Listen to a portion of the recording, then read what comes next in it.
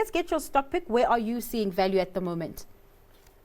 I'm going to stick with these PGM companies, and I'm going to go with Sibanye-Stillwater. Okay, I thought you were going to say Valterra.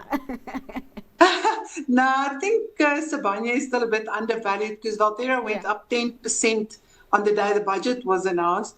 So I think, investors must just be warned that exposure to commodity and commodity stocks can be very, very volatile. So if you don't have the stomach for that kind of volatility, then this is a no-go. But I'm still thinking that the underlying investment case is very attractive for PGMs and even gold. I think we're not rid of the uncertainty just yet, and that obviously will then result in central banks continuing to buy gold. So I'm still positive on precious metals. All right, let's leave it there. Aniki, thank you so much for your time and taking us through trade today. That was Aniki van Rooyen from Regenesis Business School.